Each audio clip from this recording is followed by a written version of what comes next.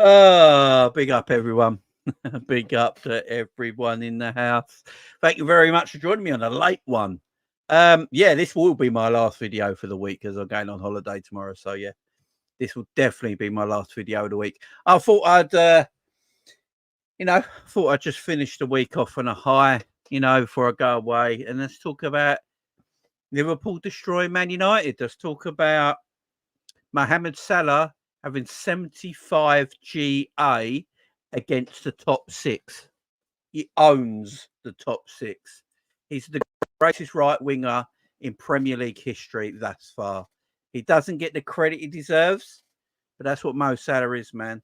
The best right winger in Premier League history. 75 GA against the top six. Let that sink in, guys. Let that sink in. You know, absolutely mad that is. You know how mad that is, having 75 GA against the top six. Ridiculous. Ridiculous. Premier League's best ever right winger. I think we're going to have to start soon saying that he's Liverpool's best ever Premier League player. I know a lot of people say Mo Salah, but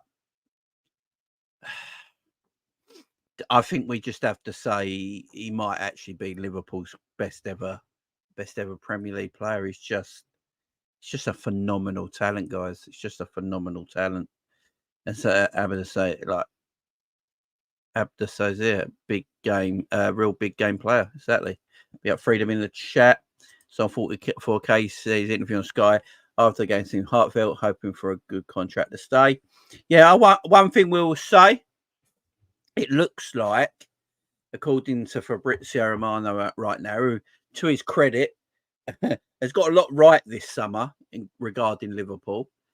It looks like the contract talks might happen in the next few weeks. Now this transfer window's firmly shut, and during international break and after, it looks like they're going to sit down and talk about contracts, which is fantastic.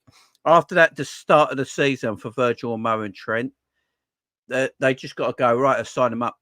Let's just sign them up. It's all about Mo Salah. You know, he's 32 years of age. Age don't matter when you're this good.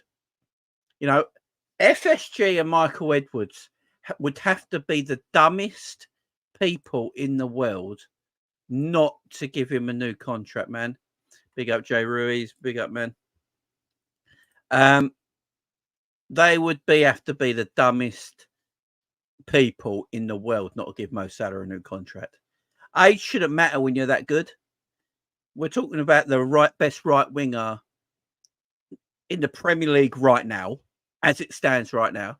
Arguably, is he the best right winger in Europe? Is he top 5 best players in the world right now? Maybe. There's a discussion. It don't matter about his age. You're telling me our club would not give Cristiano Ronaldo and Leo Messi a new contract because they're 32? Would our FSG and Mark Edwards would look at Messi at 32 and go, I'm not going to give him a new contract at 32? Yeah, how mad that is. That's why it's mad to let Salah go. It's just nuts. It don't make sense. It don't make sense. Just sign him up. Oh, if he has a little dip, if Salah has a little dip, he's still better than everyone else who plays on that side of the pitch in the Premier League. He's still better than most right wingers in Europe, apart from a selective few. Yeah, Yarmel and Rodrigo and stuff like that. There's only a selected few. So even if Mo has a dip, he's still better than most right wingers in European football right now. He's always going to score goals. He's now the complete footballer. He's an assist machine. He's already got 3 assists this season. You know, in 3 games, he's got 3 assists. He's probably going to get into double figures and assists this season. He's getting goals.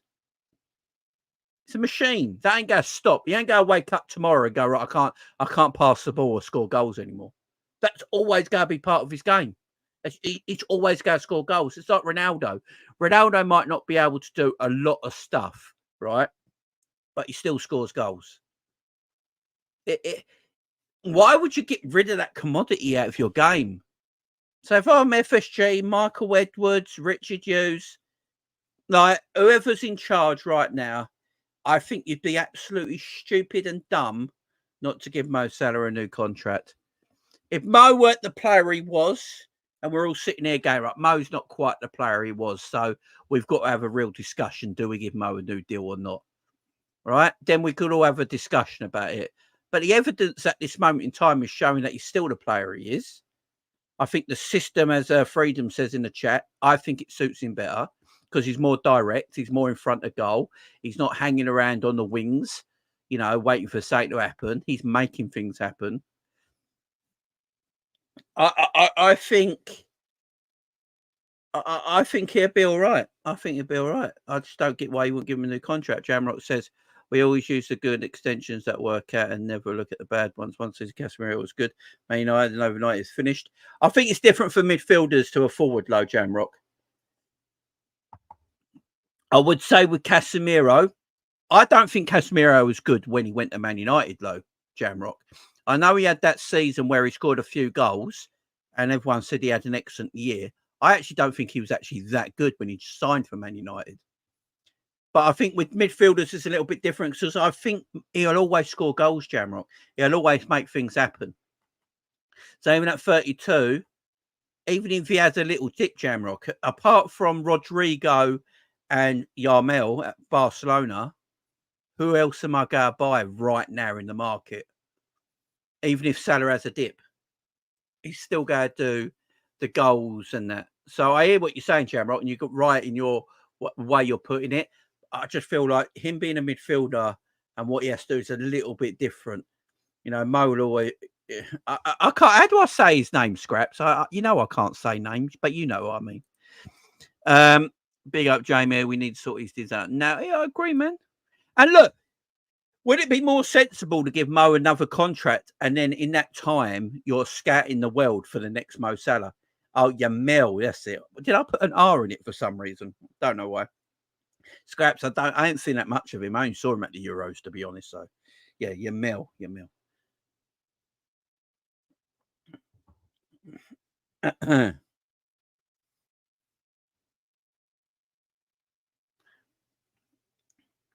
Yeah, but what I'm saying, Jamrock, is give him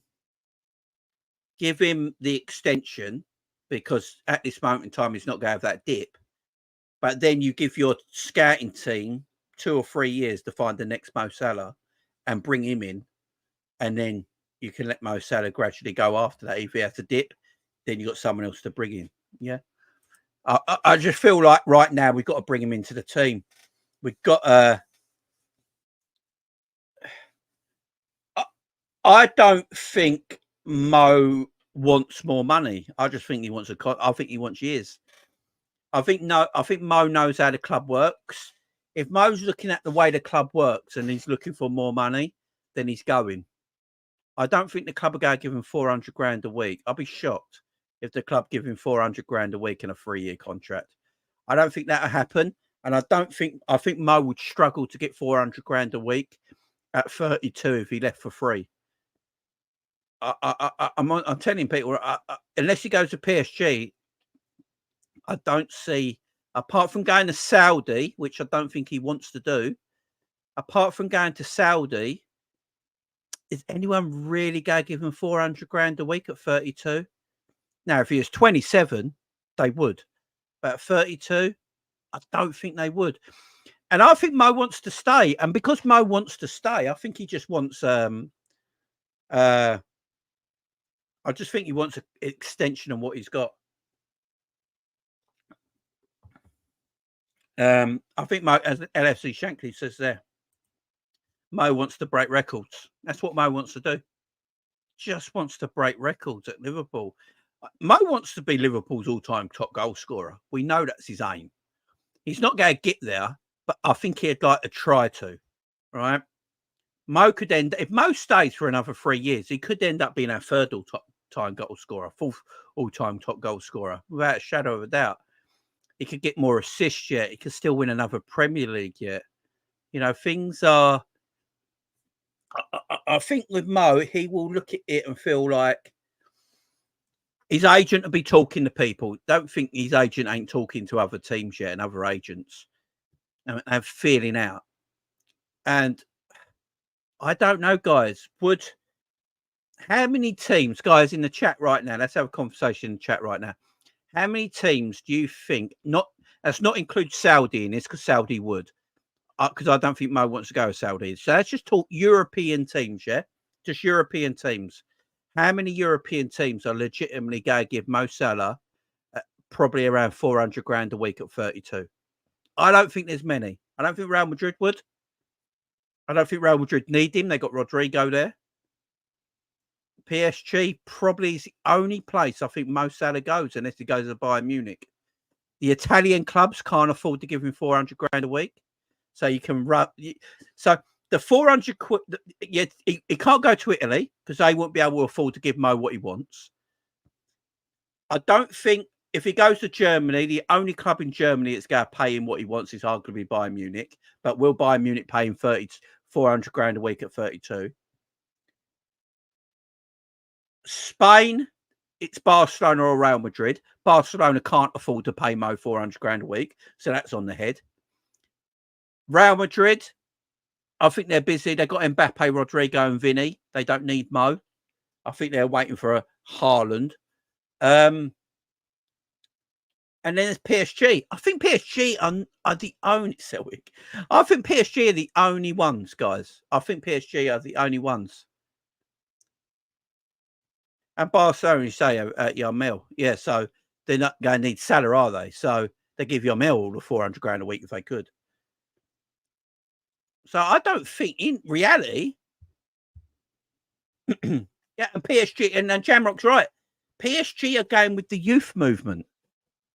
So it does work out for Liverpool. We sit here and think about it.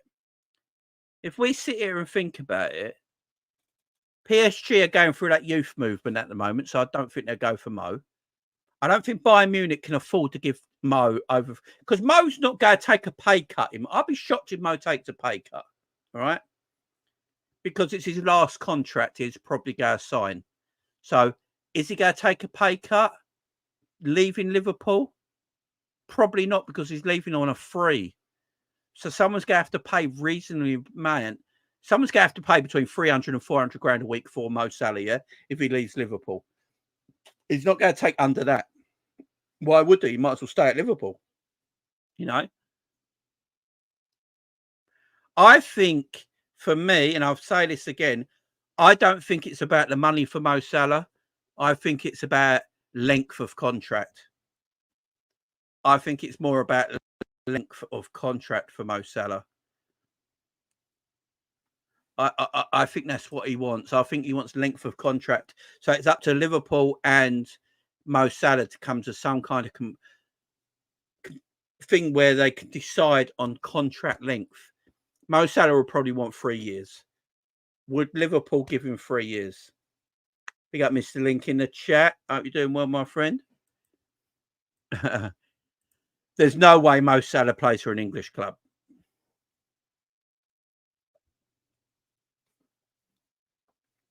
I'd be shocked if Mo Salah played. Does anyone in be out Chapman? Bowley would pay it. That is true. I think like Khalid says it as well. Does anyone really think Mo Salah would go to an English club?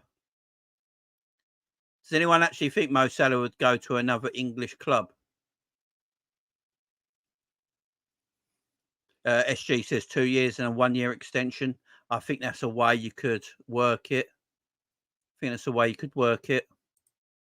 And the club won't give him 3, and I don't blame him. I think it might be a 2 year deal on top of what he's already got, Jamrock. I think it'll be that, personally. And if there's a way to give him another year on, he proves his fitness, he proves that he's still there, then they could like get an extension. Skin-faced Salah is hungry. He won't betray. I don't think he'd go to another English club. Salford, 3 years is nothing for him. He wouldn't be worse than Milner in 3 years. Exactly. In my opinion, I agree. I agree with you, me. But the problem is, does the club think that? No, I don't think he goes anywhere. My man K-Mac. Mo will be signed up in the next few weeks. You said contracts are the next. I agree. I agree, K-Mac. I think. Yeah, I agree, man. I think something will happen there with the contracts in the next few weeks. Brody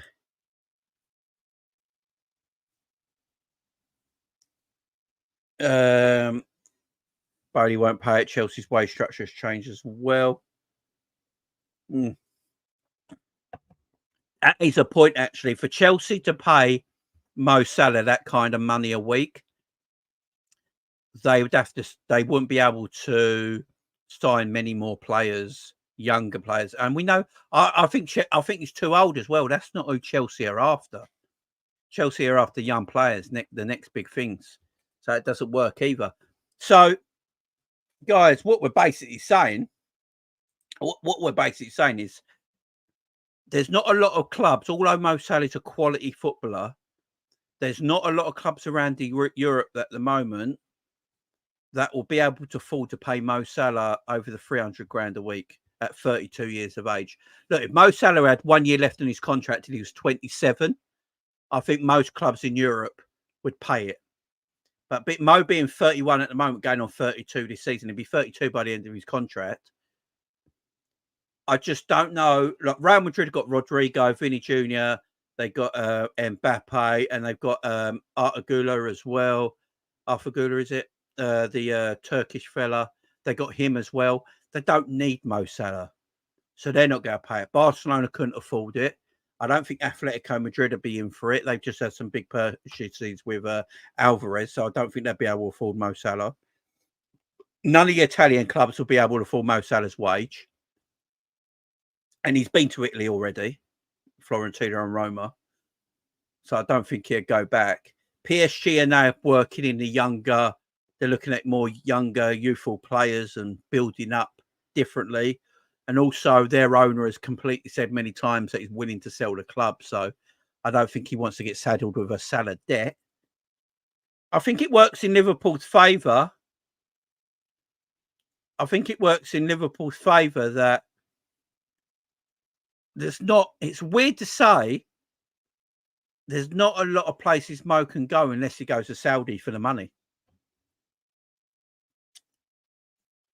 I think that's the only place he can go for the money is Saudi. And I don't think he feels like he needs to go there yet. And I don't think Mo wants to go to Saudi, to be perfectly honest. So I think Mo Salah stays at Liverpool. I think he stays at Liverpool. 35, I think, me. 35, something like that. Yeah, 35, 34, something like that. 36, maybe.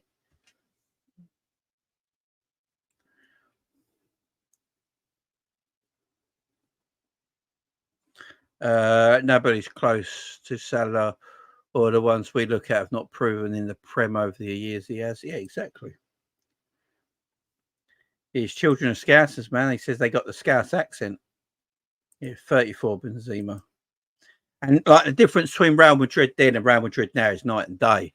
Real Madrid don't need Salah. They got Rodrigo. They got the young Turkish lad. They got even that young Brazilian lad who they believe a lot in. And they've got Vinny Jr. and Mbappe. There's no room for Mo. There's no point in them paying Mo the money he wants to. It just don't make sense financially for Real Madrid. I think because of that, Mo Salah stays. Unless Mo Salah decides he wants to go to Saudi Arabia for the money, which I wouldn't blame him, by the way. He's very entitled to do that. Unless he wants to go Real Madrid for the cash, I honestly don't know where Mo Salah goes. I really don't. I have no idea where Mo Salah goes unless he goes to Saudi for the cash. So, yeah, I, I think he stays at the football club. I really do. Players over 30 want to know they can get a lucrative retirement season or two. Salah and Virgil are huge names in their own right. Yeah, exactly. Players over 30 want, yeah, and that's the thing. So they want to. The thing is, Mo's on a lucrative deal right now at 350 grand a week. You know, and he's on that contract at the moment. That's a lot of money. And don't forget about Mo's sponsorship. Mo picks up almost £1 million a week. Let's not pretend. You're telling me with Mo's bonuses that he probably gets for goals and assists, and Mo's sponsorships with all the sponsors that he's got, and he probably gets brand deals on his contract. Don't forget, Mo probably gets what's that thing when your face is on everything? When they market your likeness on everything, yeah? Mo probably gets a percentage of that on his contract as well. Mo's probably literally taking £1 million a week home.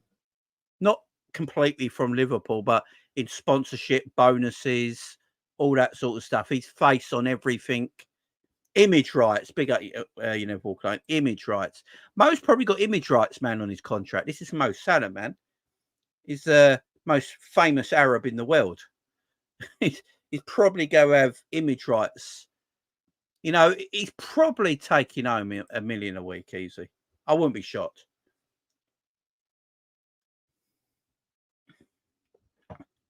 And Adidas, look, Adidas might be like, look, we're sponsoring your shirt, but we want these superstars to stay as well. Both Mo and VVD have said no contracts have been offered, and both have also said they're happy, calm, enjoying their time. Yeah, I think, look, I seriously think Liverpool will sit down with Mo, Virgil, and Trent in the next few weeks and sort these contracts out. I wouldn't be surprised by the end of October, beginning of November, we hear they've signed a new contract. I know everyone's going to say that's so long, but sometimes it takes a while to, it's not sometimes here's a contract length, here's a number, and they just get the pen out and sign it. They always negotiate back and forth. So it takes a little bit. I got a feeling they come to the right idea. Again, Virgil van Dijk, again today, effortless in everything he does. Look, Virgil van Dijk is 33. There's another one. Guys, where does Virgil go? Where does Virgil go at 33 to get a massive contract? Where does Virgil go to get a massive contract at 33? Who needs a Virgil van Dijk right now? Probably everyone, because he's the best defender in the world. But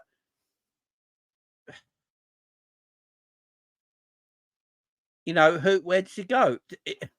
Like, is the only place again Saudi? Is that the only place? Real Madrid? Again with Real Madrid. Would Real Madrid pay Virgil?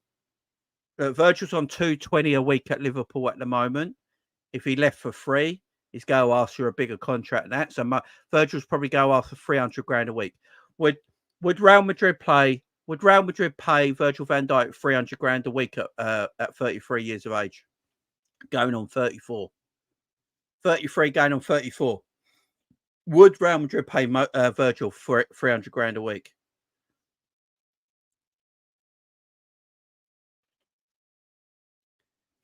Now, if Virgil is only asking, like Wade says there, for 200 grand a week, then it can go anywhere in the world, I think. Like any club will pay a 33-year-old 200 grand a week, especially Virgil van Dijk. But if Virgil's asking for more than that and he's asking for around the 300 grand mark, I don't think again,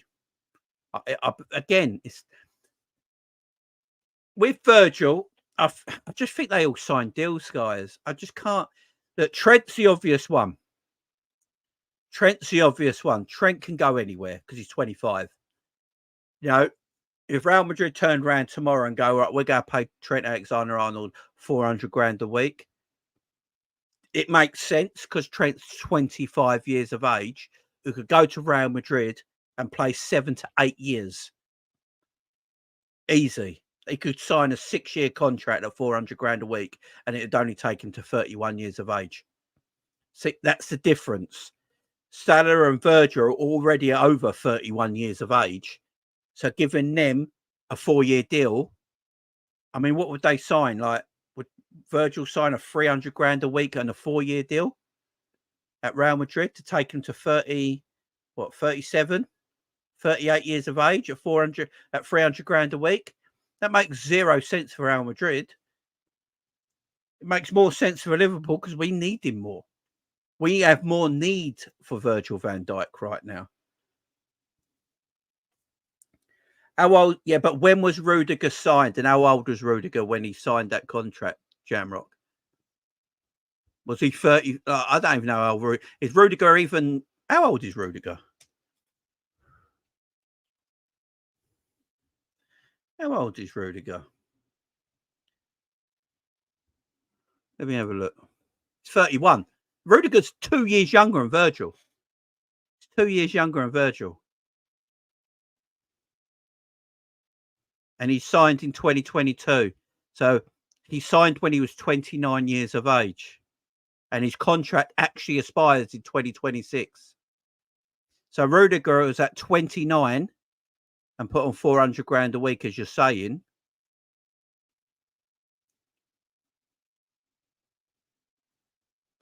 So his contract runs out in 2 years. His contract runs out at the same age that Salah, that Virgil is now. 28 when he signed. So I get what you're saying, Jamrock, but Virgil's already 33. When Rudiger's contract runs out, he's still younger than Virgil.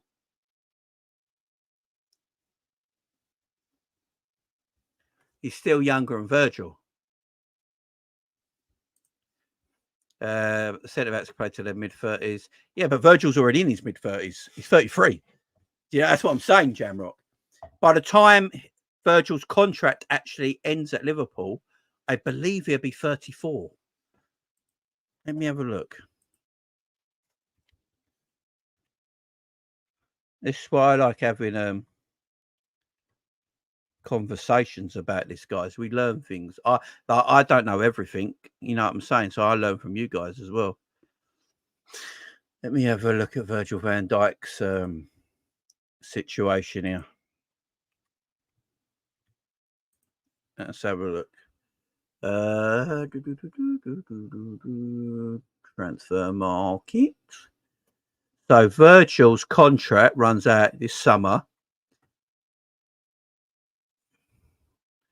And yeah, so when Virgil's contract runs out, he turns 34 years of age.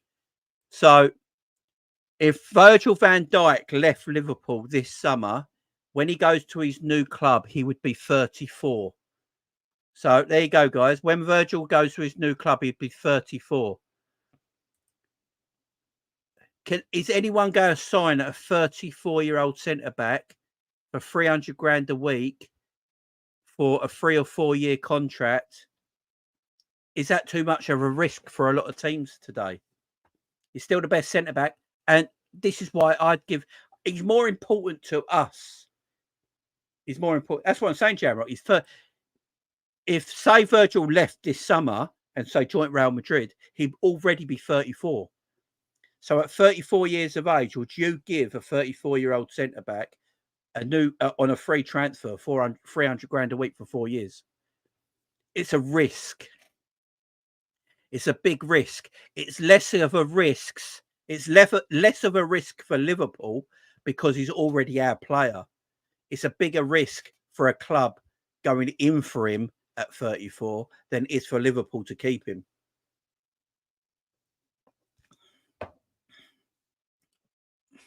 I think Saudi are the only ones who do it, you know.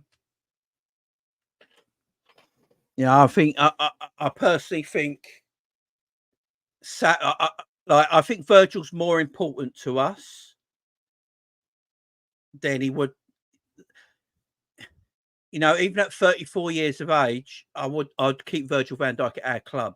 He's too important to us for us to let him go at this moment in time. I'll give him a 3-year deal on top of what he's got already. Yeah, that takes him to 38 years old. By the way, didn't Alan Hansen play to that age? Yeah, wasn't he like 37, 38, Alan Hansen? I'd let Virgil play to that. Yeah, he probably won't be always a first teamer, but he's important. He's too important to Liverpool to let go. He's too important. I can see that happening as well, Adam. I can see Real Madrid going for someone like Romero from Spurs.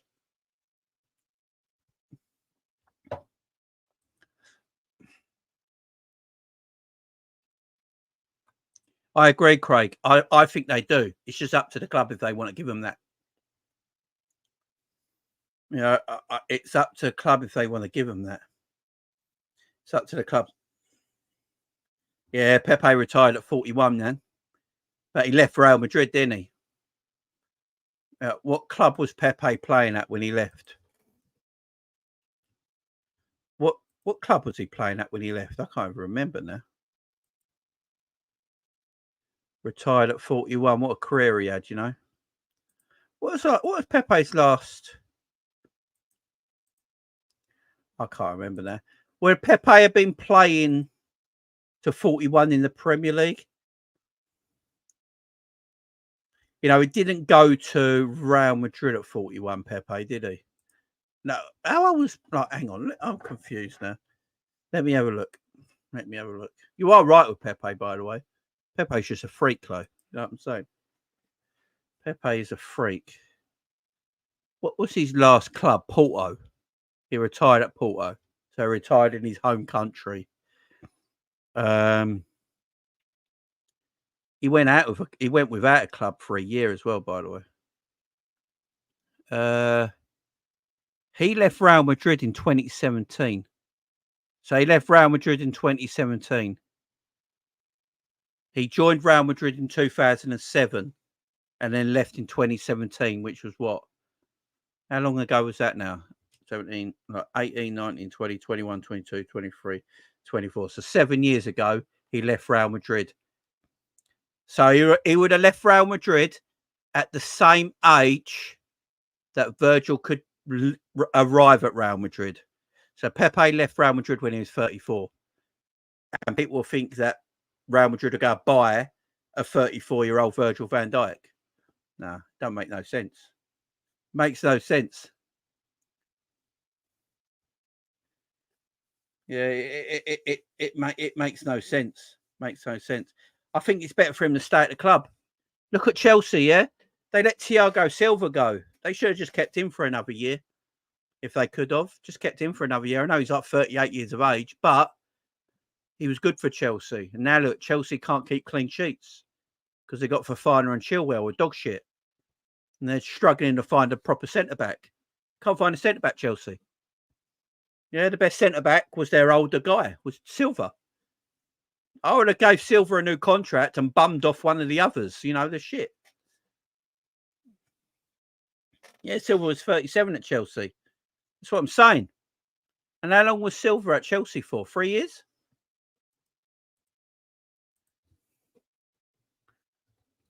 How long was Thiago Silva at Chelsea for? Did all right there, didn't he? Can't quite remember how long he was there now. So look. Let's have a look.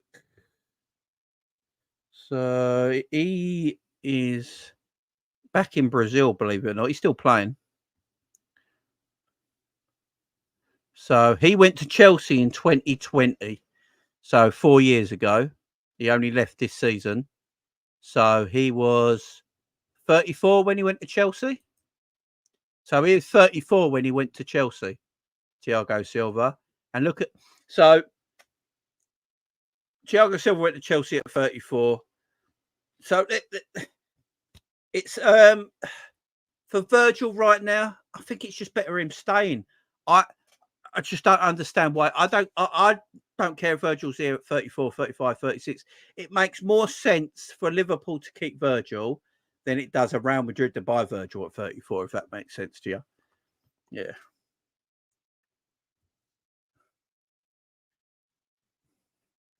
Vern says VVD could slot Porto. He's 38. The injuries do worry me. But yeah, Vern. I hear you. Apart from that knee injury against Everton, he's not really ever been that injured, though, has he? To be fair, he's fit as a fiddle. Is he 35, James? So 34, 35. Millie and Ronaldo are good examples of how fit players are in 38, 39, still doing it today. Yeah, I agree. See, guys, I agree with everyone what they're saying, by the way. You know, teams could look at Virgil. I just don't know right now. You know, Real Madrid signed Pepe in 2007. I don't think he would have been. I don't know if he was on 300 grand a week in 2007. Different time. The money we're talking about in today's football is ridiculous. Unless someone, I just think it makes sense for Liverpool to keep him. The issue, big up playbook of Eli, big up to you, man. The issue was signing both Mo and VVDs if both decline at the same time. It's going to be expensive to replace. Plus, the team will drop off big time. Yeah, but if they don't and they leave and they carry on playing, and we got to them replace them when they're gone, it's going to be the same sort of thing in a way, isn't it? So, say they stay. But while they're staying, we're searching and scouting for the next Virgil and Mo Salah to come to the football club while they're here. But if they leave at the end of the summer, you know, if they leave in the summer, next summer, we got to then still find Virgil and Salah replacements who might not be as good. So it's sort of like it's sort of really difficult to do, but that's why I'd rather keep them. If that makes sense, playbook of Eli, and then give them the deal and then search for their replacements while they're still at the club. Because, yeah, they might go for a dip. I do think it'd have to take something massive for Salah and Virgil just to fall off a cliff, you know. Even if Virgil takes a little dip and Salah takes a little dip, they're still a lot better than what else is out there at the moment, ain't they? The only way is if both take team-friendly deals. I don't think it's about money as much, you know. Give Virgil 300 grand a year for 3 years because he ain't no defender out there better than him. Give Salah that 400 grand a year, 3 years. They deserve it. FSG got cash. I hear ya. I mean, look, to be fair, Mo is on a big contract at 350. Big up, you guys. He is on a big contract already. I think that might be the case. Pay the toll. Do you think it'd be 2 years on top of what he's already got? So it's almost a 3-year contract. So almost a 3-year contract. I agree. I think they top it up to make it 3 years. So say he's got 6 months left on his contract that he's got right now. I think he signs a 2-year plus 6-month extension to give him a round figure of 3 years. And I think they might do the same with Mo. That's what they might do. If Mo and Salah have got 6 months left on their deal, they might just go, look, okay, give you 2-year extensions. That gives you 2 years and 6 months. But we'll also give you an extra 6 months on top. So you got say you got like 3-year deals.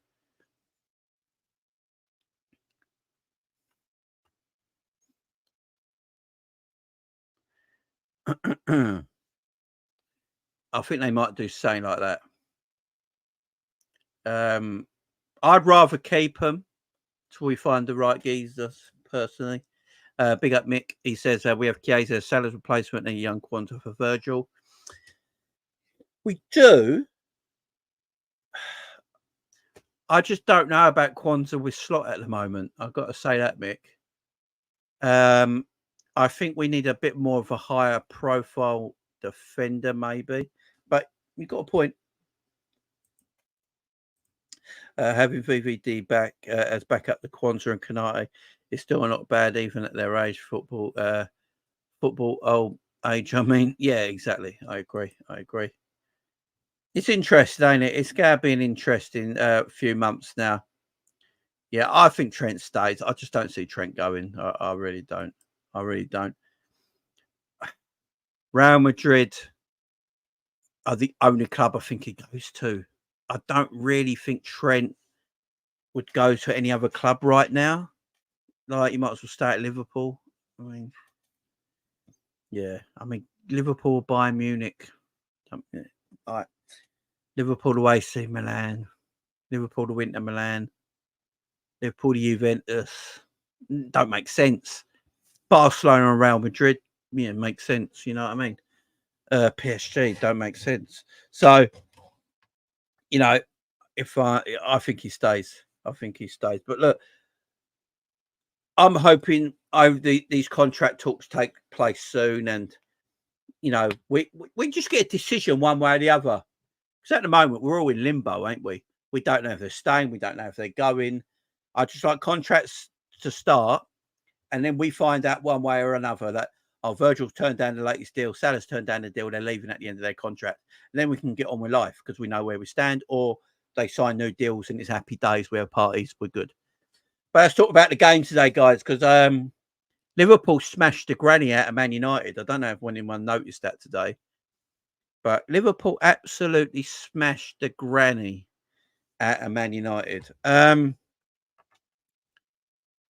United are terrible. And, you know, a lot was made about Man United and their how good apparently they've been, and you know how good their transfer window's been, and how great their summer's been, and Ineos are back now. They're taking over. They're our new owners. I didn't see no difference. I wouldn't know Ineos owned Man United. I didn't see a difference. In fact, today I saw Maguire and Johnny Evans warming up for Man United, but I'm meant to believe that Man United are back. I'm meant to believe that Ineos have done this magic trick on Man United and just created a different team now. Yeah. So Johnny Evans and Maguire warming up. They brought on two youngsters that hardly anyone's ever heard of. They got an old Casemiro who died. By the way, can we get RIPs in the chat for Casemiro's career? Because it's over. We saw a career die in front of us today. Can we get RIPs to Casemiro's career in the chat, please? I just want to see RIP Cass. RIP Cass. CASS. Let's do it, yeah. Casemiro's career's over. We watched it today with our own eyes, guys. It's done. His career's finished. It's washed. It's finished. It's done. Casket Miro, you know. Let's get them RIPs for it. It's sad because he was a great footballer at Real Madrid, but this is what happens when you go to Man United. They ruin careers. Career's over. Look at it. Look at it. Look at the spamming. Look at the spamming. Beautiful. Beautiful. Yeah. Beautiful. Beautiful. Beautiful. Big up Paylatol. His career's over, man.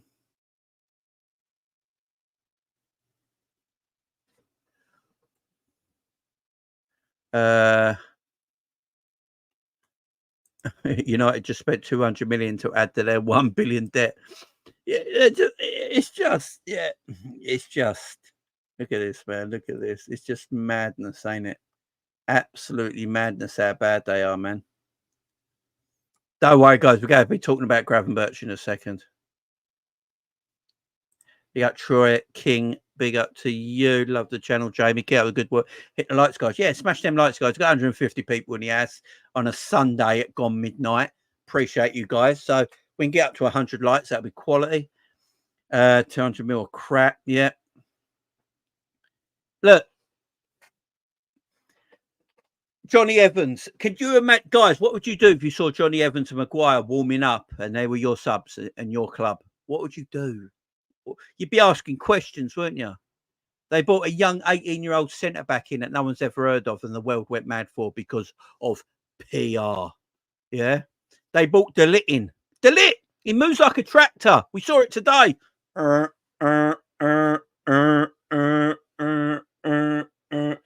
the slowest defender I've ever seen. De Ligt! It was good for 1 year when he was 19 at Ajax and no one's seen him since, and now he's like 30. What are we doing here? Why are you spunking money on shit? Man United fans should be protesting again. I want to see the scarves back out. Get the Norwich scarves back out, the United fans, because you guys should be going mad. Like Liverpool had a shit transfer window, yeah? I'm still thinking Liverpool had a better transfer window than Man United. Honestly, guys, I'm sitting here right now thinking Liverpool's transfer window was shit. but I still think it was better than Man United's. You know, they bought players for no reason. Sometimes it's better not buying a player, you know. Did you see on Sky Sports today all the players Ten Hag signed for 600 million? Not one of them getting Liverpool's team. Not one of them getting Liverpool's team. Not one of them getting Arsenal's team, and not one of them getting Man City's team. 600 million. And Jamie Carragher said it best. Sometimes it's better actually not spending the money on a player if they're not good enough. They bought, they're just crap. They're just, the shit they bought. Anthony cost 85 million quid, guys. 85 million quid. Rasmus Højlund cost 75. Now, I know Darwin cost that as well, but, you know, Darwin can be sold. I'm happy with that. But we've got quality around them. They bought him for, yeah. Zirkzee or whatever his name is. He looks like a decent player. Zirkzee looks like a decent player. I don't mind Zirkzee. He looks like he's going to be a good player in the future. He does remind me a bit of Darwin Núñez, though. I don't think he's that good in front of goal. I said this when United bought him. Everyone crucified me. Oh, no, Zirkzee's going to score goals, Jamie. Don't you worry about that. He's a baller. He just looks like Darwin Núñez to me. Big and strong and quick. Can't finish for shit. Tell me I'm wrong. Tell me I'm wrong, because I don't think I am. Just looks like Darwin Núñez. They just bought their version of Darwin Núñez. In fact, United have got two Darwin Núñezes. They've got Højlund and Zirkzee. You know, they just delete crap. Martinez is okay, but is he better than Konate and Virgil? No, of course he's not. Oh, and the goalkeeper. Let's not forget Onana. Did anyone see when we scored that third goal and Onana was basically by the other post and Salah basically had a tap in? I know it was a great finish by Salah, but Onana just sort of like, yeah, have it, mate. Look, all this goal here, Salah, all this goal here, I'm not even going to attempt to move it over there for you. I'm going to stay right over here, Salah, and all that goal over there, you can have. That's yours, mate. On me, man. On me. Big up. On me, son. Go on, have that. He is fucking shit. 47 million quid, guys. We bought Mohamed Salah for 30 million. I haven't seen him in a Liverpool shirt yet, and I can tell you right now, he's better than Onana. Guys, who are you having? Onana or Mohamed Salah? Tell me in the chat. Who are you having? Onana or Mohamed Salah? We've not even seen him in a Liverpool shirt yet. Maybe Mama all day long. The money they waste, but I'm told they're back. I'm told they're back because they bought De Ligt, an 18-year-old from Lille that no one's ever heard of, who's just got good PR. Yeah. And they got Ugarte. Oh, they got Ugarte, the South American monster. Oh, he does things that no one else can do. What, tackle? So you're telling me no one else in your team can tackle? Oh, yeah. God, give me a break. You got Ugarte, Casemiro, and Kobe Mainoo as your midfield. Yeah, great. Yeah, well done. Go for it. Can't score goals. You got Garnacho, who don't know what gender he is. Let's face it. You know, you got a winger in Garnacho who don't know what gender he is, right? Then you got Anthony, right, who just gets dizzy for a living, right? You got Mason Mount, who can't stay fit and is just generally not a real footballer. But I'm scared of them. We're scared of them, man. They're back because of PR, because they had a good transfer window, apparently. I'm telling you right now, Liverpool's transfer window sucked dick. It did, yeah? But our transfer window was better than Man United's. Our transfer window was better than Man United's. It just was.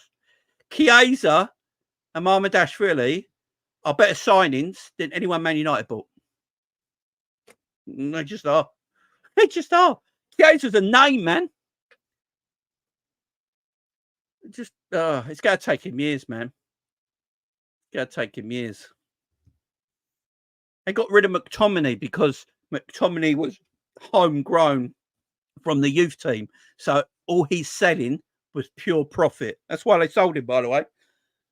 McTominay is better than Casemiro right now. You've got Casemiro, who, by the way, guys, is on 400 grand a week. I don't know if you heard me in the back. Everyone, I don't know if you heard me in the back. Casemiro is on 400 grand a week. Yeah? But they let McTominay go. Now, I'm not a big McTominay fan, don't get me wrong, but they sold him because he's for profit. I get it. PSR and all that crap. Again, though, if you didn't waste all this money, Man United, and buy shit, you wouldn't have to sell your youth players for profit, yeah? For full profit because of PSR. It's not our fault you bought Anthony, yeah? I mean, come on. It's just, yeah, Kobe Mainu. How much do they hype this kid up? Shit. Yeah, he's okay on the ball. He's actually receives the ball really well. He protects the ball really well. I'll give him credit. He's a decent, confident midfielder. But Man United fans were telling us he was Clarence Seedorf. He was the next Clarence Seedorf. I guarantee you, in 5 years' time, Kobe Mainu is a washed-up footballer. Washed up footballer. He'd be a washed-up footballer, man.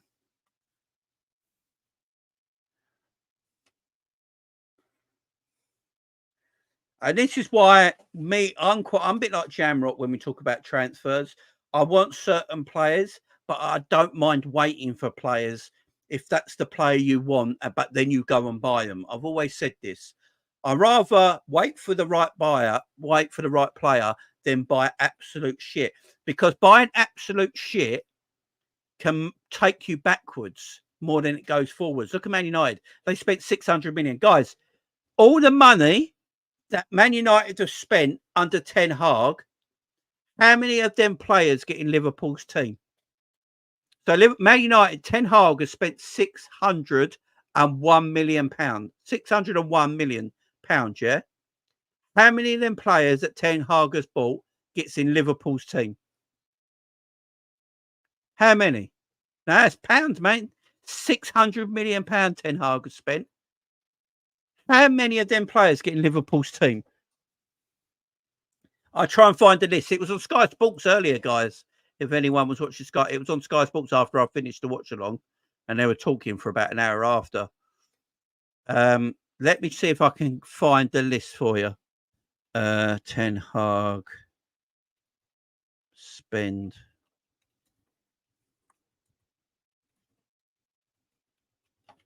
Let me see if I can find it, guys.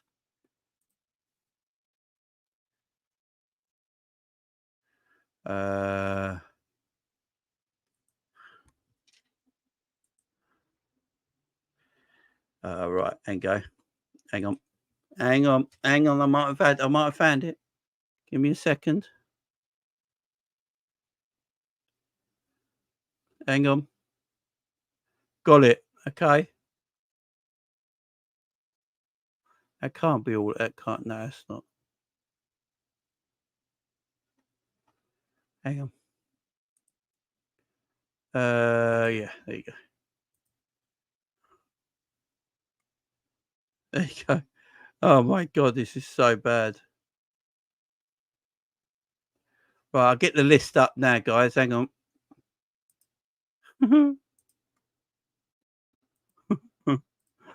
Right, hang on. Let me blow it up a bit, yeah. Oh, that's too far. Right. I'll go through it one by one for you. You can see it on the page, yeah? So Anthony cost 95 million euros. 95 million euros. Let's go this one by one, guys, in the chat. You give me a yes or no. Does Anthony get in Liverpool's team? 95 million euros, yes or no? Put it in the live chat right now. 95 million euros, you know.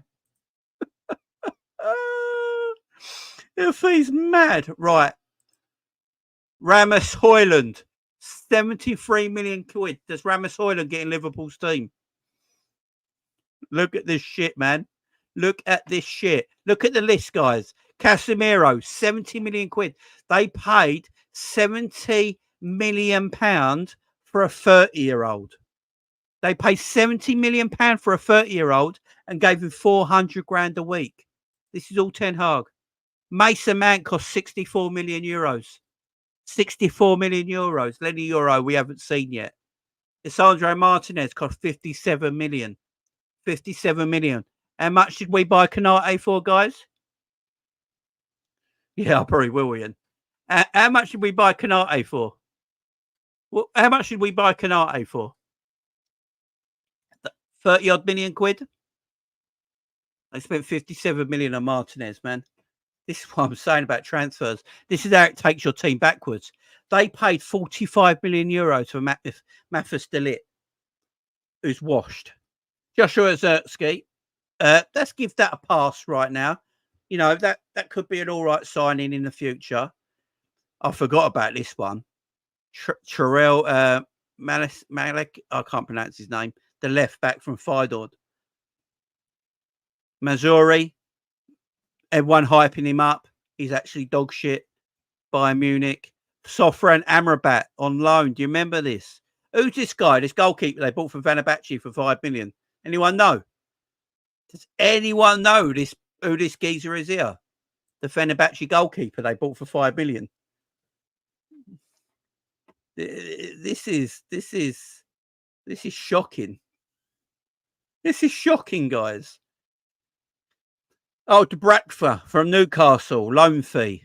Christian Eriksen, they got as a free transfer. Johnny Evans. Oh, Verkhorst from Burnley. I forgot about Verkhorst. Christian Eriksen, Johnny Evans, Jack Butland, Marcel Sabitzer, who was their best. Right, I'm going to say this right now. Marcel Sabitzer was Erik ten Hag's best transfer. He was the best player they bought, and they never kept him. They got Marcel Sabitzer on loan from Bayern Munich. He was their best transfer in the Ten Hag era, and they let him go because they didn't want to buy him. This is how shit United to run, guys. It's a fucking joke. Sometimes buying players this shit can make your team worse and put you backwards. So again, you've just seen that list, guys, of Ten Hag's transfers. I'll ask you one more time in the chat. How many of Ten Hag's transfers get in Liverpool's team, get in Arsenal's team, and get in Man City's team? Let me know. How many? I'm saying none.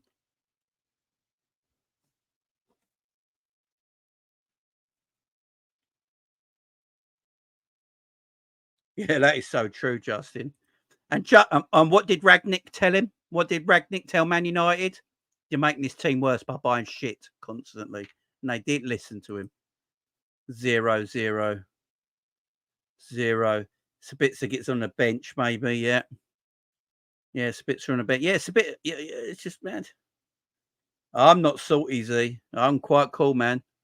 Your team's shit, man. Yeah. I can't be salty at crap. You know what I'm saying? I can't be salty at crap, man. You wasted 601 million. Surely you should be a piss. See, you should be the angriest man here, my friend. I'm more angry than you by the sounds of it. And you're a Man United fan. You should be just well angry.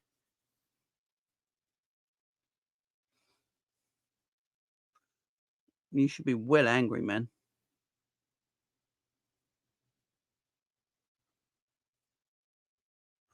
Yeah, smash the likes, guys. Smash the likes. And Z, you know I like you, man. We're pals. So you're my favourite Man United fan. But yeah, you should be so angry, man.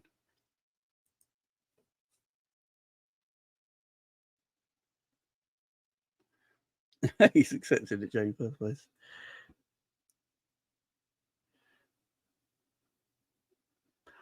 Yeah, in your squad, I'm just talking about the Ten Hag buys there. See, all them Ten Hag buys are terrible. I think you'll have to agree with that. Yeah, they're all terrible. I mean, Martinez is okay, but he wouldn't get in anywhere. He wouldn't get in Liverpool's team. He wouldn't get in Man United's team. He wouldn't get in Man City's team or Arsenal's team. Not good enough. I witnessed it today. I didn't realise how bad United's players were. I'll tell you a good player. Is it Ahmed? He's good. I don't know why he doesn't start for you guys, though. Why does Ahmed not start for Man United? He's actually pretty decent. I think Kobe Mainoo's going to be a decent player in a few years' time if they don't ruin him. And Xerxes could be decent, but he just looks a bit like Darwin Núñez at the moment. He's not a very good finisher. Rasmus Højlund is dog shit. Anthony's dog shit. Bruno Fernandes is a good footballer, but he can't be bothered. He wants to leave. He's just playing for the money right now. He ain't got no passion. Yeah, that's it, man. We still have Luke Shaw. He's still see. That's the problem, man. You still have Luke Shaw. That's the issue. BX Gunner 81. Why is Salah not giving them enough respect? I don't know. I love the guy. Best right winger in Premier League history for me. Best right winger in Premier League history. It's quality, man. It's quality. Yeah, Z. Luke Shaw's not it, man. He's not it. He's not it. And look, with Euro, he could be a good player, but he's still unknown, ain't he, man? At 18, he's still unknown. We don't know what's going to happen. He's still very unknown. But I can't believe how easy it was to Liverpool today, guys. I thought,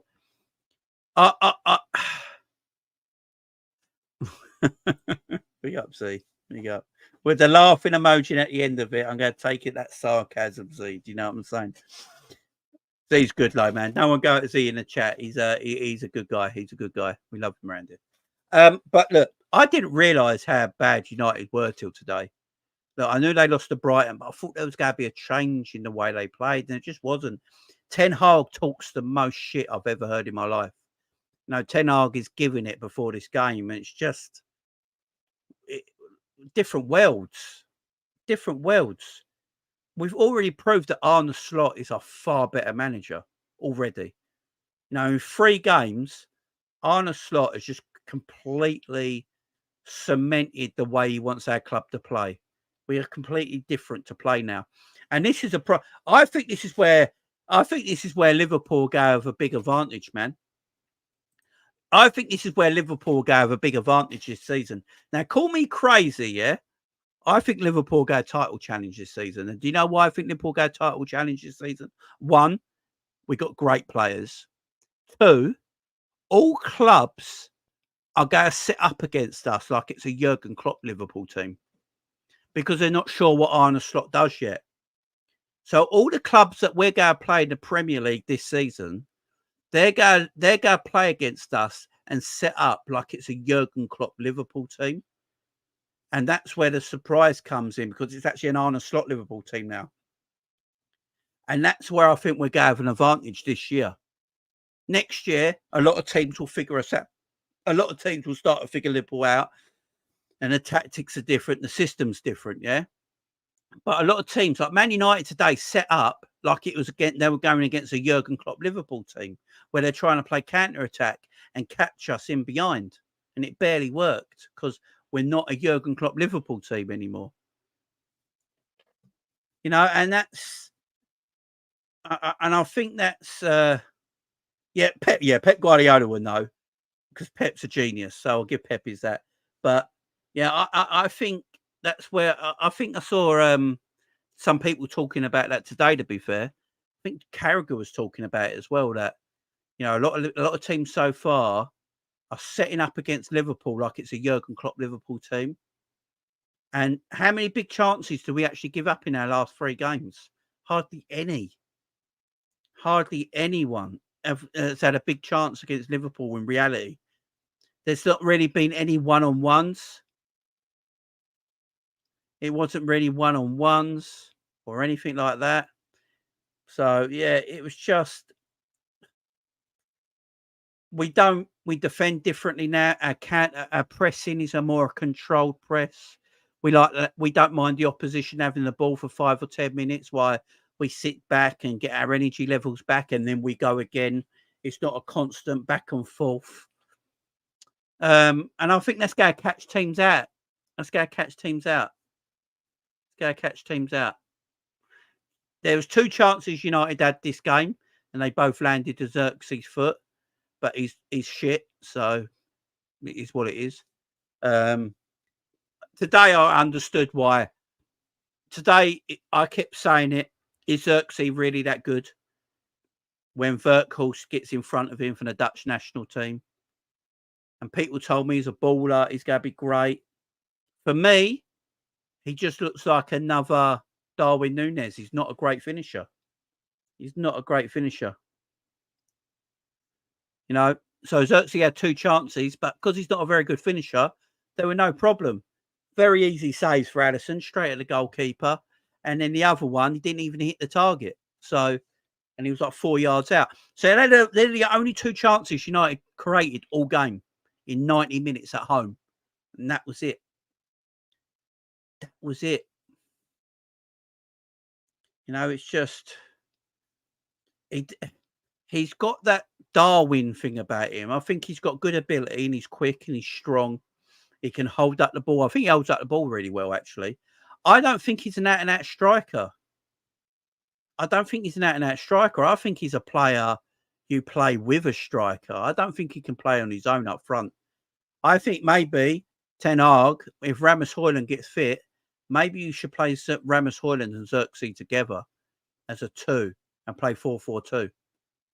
Play Ugarte and Kobe Mainoo as your 2 in the middle. Play Ahmad one wing, Garnacho the other wing, and play Højlund or Fernandes. Sorry, put Fernandes in the floating role behind 2 strikers. Do something different. Go 3 at the back. Because I don't think they're. That's not really a chance. He had a shot from 30 yards out. That's not really a chance. Everyone has shots. I just don't. Yeah, just dead players, man. Yeah, Darwin does that. Look, to be fair, guys, I'm a bit worried about Darwin in this slot. I talk about our player because I'm fair like this. I don't think Darwin suits the way Slot wants to play. I don't know about you guys in the chat, but every time he comes on, he looks uncomfortable. He just looks uncomfortable. Does Darwin? It doesn't seem to be. I don't know. He just looks uncomfortable. And I'm always fair on things. I'll criticise my own players as well, man. I'm quite fair on stuff. I just don't think Darwin looked comfortable when he came on today. Yeah, I agree, Mike. Darwin can't do the one touch. Look, and I don't think Jota had a great game, but Jota, he still puts himself about, if that makes sense, and makes a nuisance of himself. And he does link the play, and Jota does get the ball and play one touch and move. I think Jota was actually a bit selfish today trying to score. I think there's a few opportunities where he could have done better. It was Jota's poorest performance I've seen in quite a while, actually. But still, Jota sort of still understood what he was doing a bit more than Darwin, if that makes sense. I just don't know if Darwin wants to, like, have you noticed that Slot hasn't used many players at the moment? Has anyone noticed that in the last 3 games? Like, Elliott really hasn't got many minutes. Darwin hasn't got many minutes. Cody Gakpo hasn't got many minutes. Curtis Jones ain't got any minutes at the moment because of the injury. Gomez ain't got really many minutes. Kwanzaa's not had many minutes. Tsimikas has not had many minutes. And we've played 3 games already. It's totally different. It's totally different. And that means we're going to have players that are going to be fitter down the line. We'll go have players sharper and fitter down the line. Elliott under Klopp, I think Elliott would have played as many minutes as Szoboszlai by now in these first 3 games, but he's barely played. And I think that's a good thing. It's a long season. And we're sort of using the substitutions well. same team starts for me. You just keep going. It's a long, hard season. I'm hoping Darwin starts to get the hang of it because I keep saying I want to be proved wrong on Darwin. I'd love him to be the superstar he was meant to be. I just don't see it ever happening. And I've got to say one thing, Luis Diaz, man. Look, I love being wrong, by the way, guys. It's my favourite thing. Luis Diaz, again, was quality. But I keep saying it. I'm going to say this time and time again to everyone in the chat right now. And I said this last season. Luis Diaz is at his best when he's in the box, going through the middle. I personally think I hear me out on this one, guys. Hear me out on this one. Is there a possibility that Arne Slot might eventually go Chiesa left wing, Mo Salah right wing, and Luis Diaz through the middle? Because if you watch Diaz play, Diaz is at his best when he's through the middle in the box. He's at his best when he's in the middle in the box. He comes alive. He gets shots off. He wins headers. Not when I think Diaz is better in that central area in the box than he is in the wide areas trying to take players on. Because if you notice today when I was doing the watch along, when Diaz kept giving the ball away so much today when he was trying to take players on, it was winding us all up, if you remember rightly. But as soon as he went through the middle and gets in a box, he's a different player. He's a totally different player. And I just feel like he's a better finisher when he's more in that central area than he is cutting inside off the wing, doing all that work.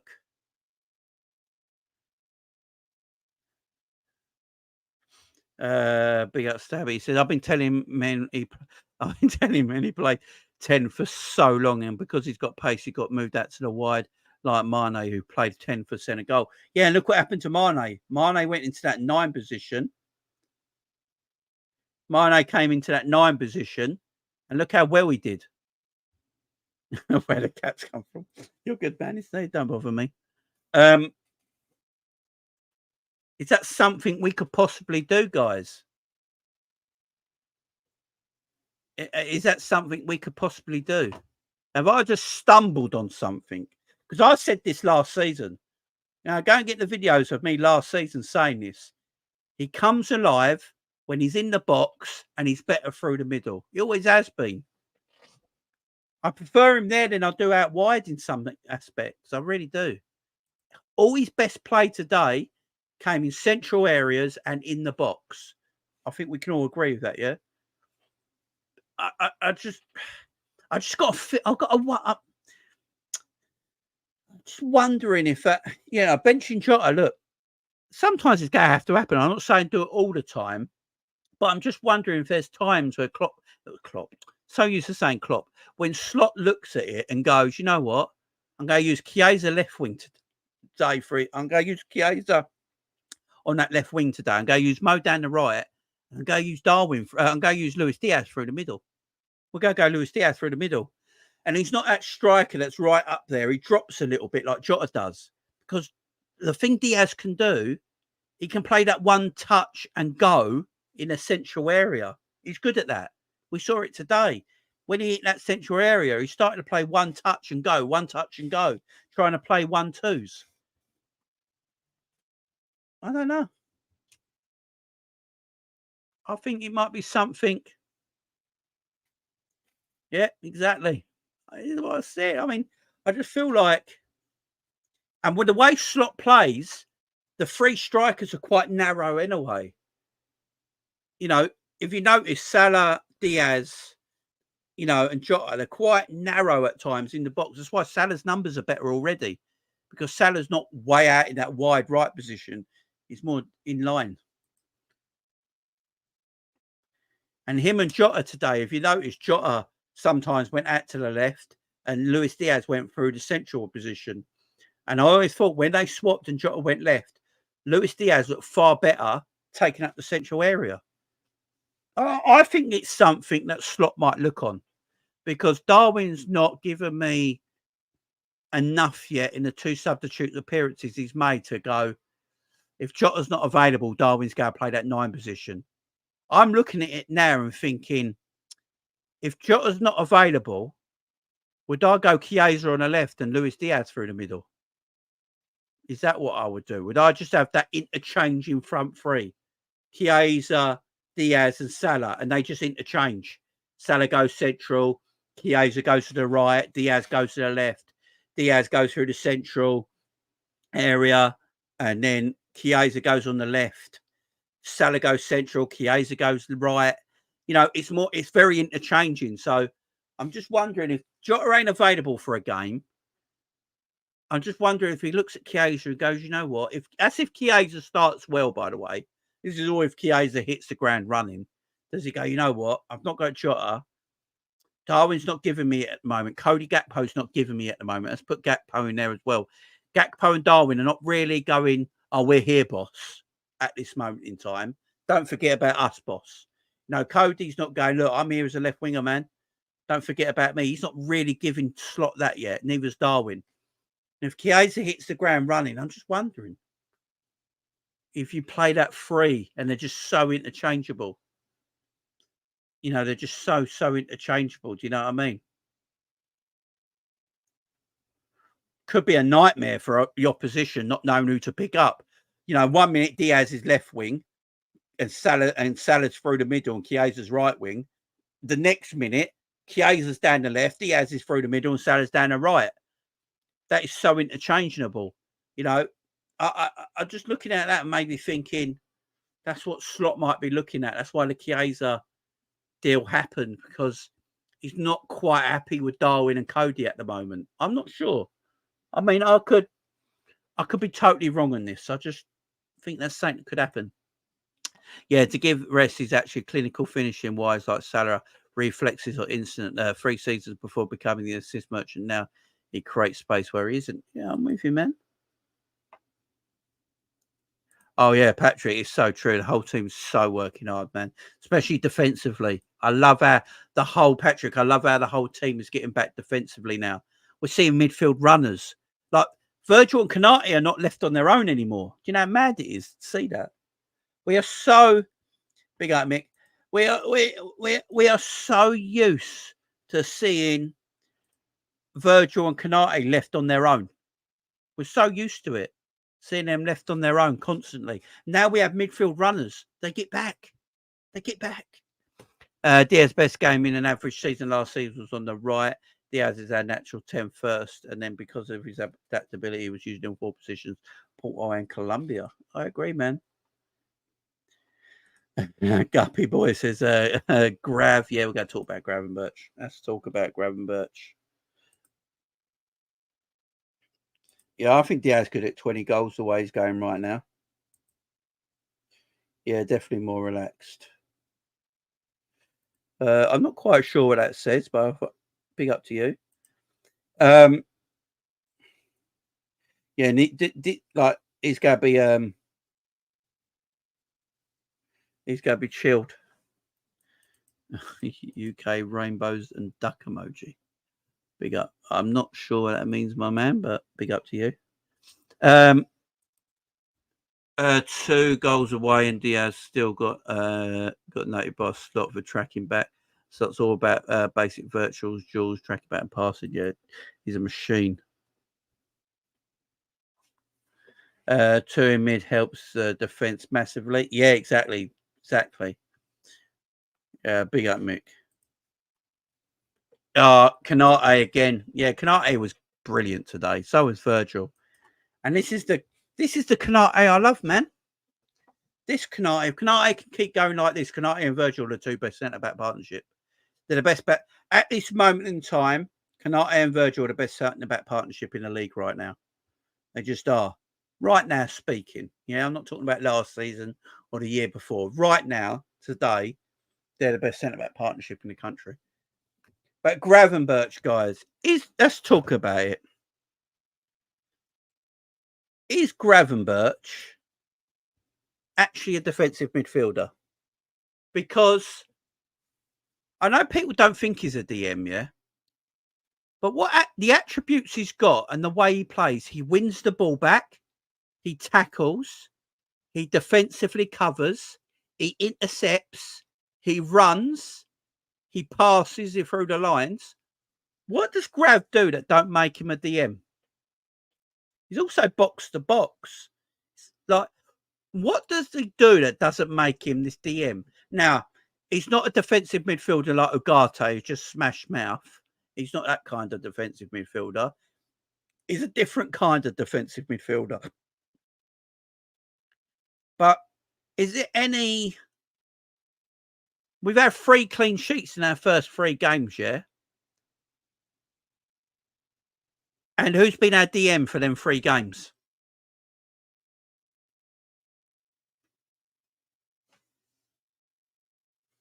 I mean, Gravenberch has been the DM for them. Like, what does he do? Like today, yeah? When you watch him today, what did he do today that don't say he's a defensive midfielder?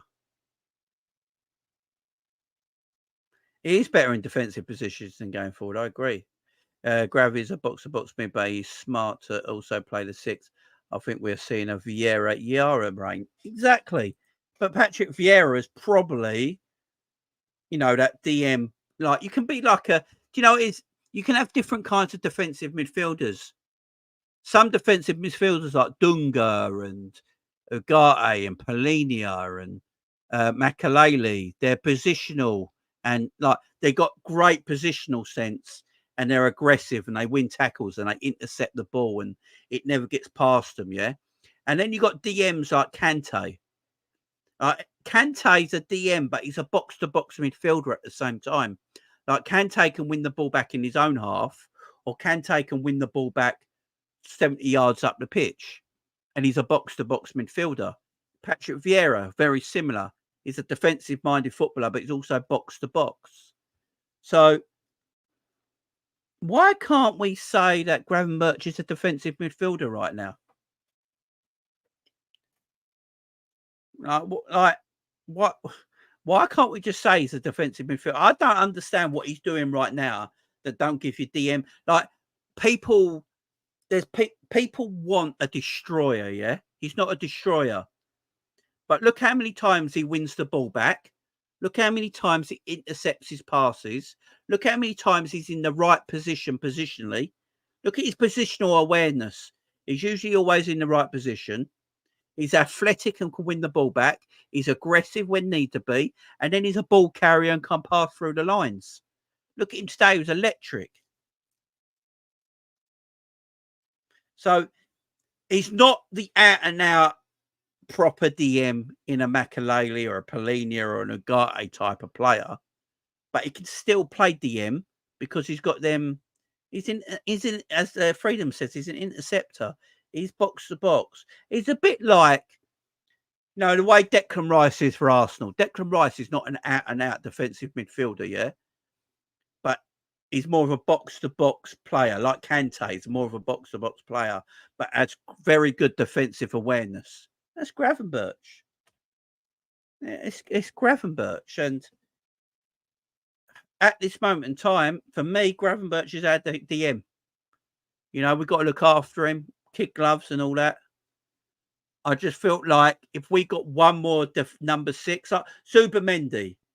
Is Zubimendi a better defender than Gravenberch? We was after Zubimendi, yeah? I would say Zubimendi is more of a cultured controller who's got a beautiful passing range like McAllister. But I wouldn't say he's a better defender than Gravenberch, but we was after him. Because it's a different kind of DM position. Everyone's got this number 6 role. I do think is changing a little bit. I think this number 6 role is changing in world football. Like Tony Kroos was never an out-and-out defensive midfielder. He's a controller. He's an anchored midfielder who controls the midfield and has a beautiful passing range. But he played DM alongside Casemiro, who is a DM. Like Casemiro's an out-and-out DM, but he's good on the ball. Rodri's a DM who's a good on the ball. You know, the DM role's changing. I think it's becoming more of a Yeah, I think Zubimendi and Gravenberch will cook together, and I think that was Slot's idea. I think Slot wanted to play Zubimendi, McAllister, and then Zubimendi, McAllister, and Gravenberch as his midfield three, and Szoboszlai would be maybe on the bench. But Szoboszlai has started so well that at the moment we're not really missing that other midfielder right now. Zubimendi will sit and more cleaner on the tackles. Graven and Mag become a nightmare with him beside them. Yeah, okay, fair enough. You know, that's yes. I don't think Slot wants. I think we can all agree Slot doesn't want a destroyer, does he? That's why Tyroendo's not playing. Right, Tyroendo is your typical DM who just is a destroyer. He puts his body on a line. He throws himself at everything. He doesn't mind giving a foul away. That kind of DM, yeah. He doesn't. I think we can all agree that Slot don't want that. He wants a DM that's more of a controller, picks up good defensive positionings, but then is an excellent passer, can pass through the lines, can run with the ball, is a controller. He wants that kind of play, like a deep line playmaker. I think that's what he wants. And if we can mould like Gravenberch, guys, weren't Gravenberch 6 at Ajax? Like he played deeper for Ajax, didn't he? He weren't this 10. I don't think Gravenberch is a 10. I don't think he's Gravenberch has to be like the game has to be in front of him. I don't think with his back to goal he's the same player. Yeah, I agree. It's a destroyer needed if you play more Klopp's game because the high risk factor in what we play, you need a destroyer. But in Slot's way of playing, you don't need a destroyer because we defend differently. We defend more as a team than we do the one-on-one defending in a double pivot. Him and McAllister just sit there. It's beautiful. Really is. Really is. Gravenberch again, great today. McAllister, great today. Absolutely fantastic in that double pivot area. And they have been all season, man. Szoboszlai again. What Szoboszlai does off the ball, guys, is magical. He's running off the ball, his aggression, his ball winning, he's running, he's a machine. Yes, Szoboszlai should have took that shot today to make it 4-0. Still don't understand why he didn't. But everything Szoboszlai did to go, oh man, Szoboszlai's a machine in that midfield. He really is.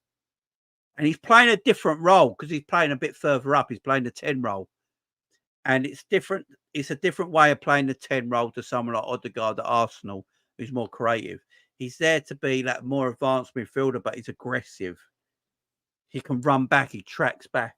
I thought Szoboszlai was excellent. He has been all season so far. I was just so happy with the performance, guys. Sorry, I am sweating buckets because my room is the hottest room in the world. And I haven't got a fan on. Yeah, I just thought again it was a tremendous performance from Liverpool today and another clean sheet. I love the fact that Arne Slot is just completely and utterly quietly just gone, I'm here. I'm literally here. Now, he hasn't gone through any adversity yet. We haven't seen Slot gone through adversity yet. So we don't know what Slot's like, if he maybe loses 1 or 2 and Harry comes back from that. But right now, Slot's taking everything like a duck to water. It's like, yeah, this is what we're going to do. I'm chilled. I'm so cool. Don't worry about it. Like, he's got a bit of an aura, Arne Slot, already. I ain't going to lie. Like, he's already got a bit of an aura. You're telling me Pep Guardiola ain't looking at Liverpool right now? Like, oh, shit. You know, you're telling me Pep Guardiola ain't looking at Liverpool and going, yeah, they could mean something this season. They could mean something this season, especially with their front six. You know, Chiesa, Salah, Jota, Darwin, Diaz, Gakpo, that midfield. You know, Virgil and Konate looking rock solid. Alisson in goal. There's no way Pep Guardiola ain't looking and going, you know what? That team, yeah, that's a bit of a worry. And Arne Slot looks like he's already put his foundations on the club without really having a transfer window. It's mad. Big up my man. Big up to you, my man. cooked at Old Trafford, you know. Yeah. Yeah, I think Slot's taking names and their players. Oh, I'm losing my voice. Slot taking names and their players who lose duels don't backtrack or squander possession. I think Pep might sign a contract soon on. I'm telling you, look, 3 games gone. It's very easy for us to get overexcited about it because we're Liverpool fans, but there is something about Arne Slot, the way he's playing. He's got a tremendous squad. There's no doubt about it. We can't lie and say our squad ain't good. You know, look at the players we got. It's a very, very good squad. Could it have been better this summer? Yes. We should have got another midfielder and another centre back in, and then I really would have said, right, we're definitely going to go for it now. But we didn't. We got the squad we got. You know, and I think there's more to come. You know, we're not completely 100% playing slot ball yet, guys. And look how good it is at the moment. Think about when these guys start really getting in their head what Arne Slot wants them to do. Then it's going to be levels. But yeah, look, we've got an international break now. International breaks come at the right time for me personally because I'm going on holiday tomorrow. So yeah, come at the right time for me. But Nottingham Forest in our next game, guys. Well, after international break, we play Nottingham Forest and then we play Bournemouth. We should win 5 out of 5. They're our next 2 Premier League games. We should win 5 out of 5. What's that, 15 points? We should be on 15 points in our next fight. We should be. We should be on 15 points. And probably still not conceded either. Yeah, exactly. It's in between a Klopp and a Pep style. Definitely. It's that beautiful in between. You know, harder games will come. We've got to play, obviously, you know, like your Arsenal, Man City's yet. But look, 9 points, no goals conceded, 7 goals scored. The only other team who's got 9 points in the Premier League are Manchester City. And say 1 game at a time. Arsenal on 7 points. This great Chelsea team, by the way. Jesus Christ. Only on 4 points. I thought this Chelsea team were back because they beat Wolves. They couldn't beat Crystal Palace at home, who haven't won a game all season. Yeah, so Chelsea are back. They're on 4 points. Tottenham lose again to Newcastle. Tottenham in the mud. Dog shit. Aston Villa won, but they've already had a loss as well. Guys, in all seriousness, in the first 3 games of the season, the Liverpool and Man City look like the 2 best teams in the league right now. Like, honestly. Villa have already had a loss. They won the other day. Chelsea have only on 4 points. They've had a win, a loss, and a draw. Tottenham have lost. Man United have lost 2 in a row. Arsenal have not looked great and then got a draw. I know they won 2 games and draw to Brighton, but I don't think Arsenal have looked great. Look, if who's the Villa striker? If he took his 2 chances against Arsenal, they probably wouldn't have won that game either. I mean, yeah, I literally think we're looking like the 2 best teams in the league right now. Yeah, I did answer my own question, probably. Yeah. But yeah, and Mo Salah, 75 GA against the top 6 guys. Let me say that again. Mo Salah has 75 GA against the top 6. That's a stat I read today. I don't know if it's a real stat, but I'm trying to look back on it now and think the 7 years that Mo Salah's here, that is probably a true stat. Goals and assists, 75 goals and assists against the top 6. It sounds real to me, so I'm going with it. It's just mad. Just mad. Guys, I'm going to leave it on that. Thank you very much for joining me on this beautiful Sunday evening. Liverpool, 3 wins out of 3. No goals conceded. 7 goals scored. Mo Salah looking world class. The midfield looking elite. Virgil looking elite. And Arne Slot as aura. I'm leaving it on that. Guys, I'm away for a week now on holiday, so I won't be around for 7 days. But make sure you're liking the video, subscribing and sharing. Beautiful people. Guys, thank you very much. That's me out of here. Enjoy your week. Bye-bye.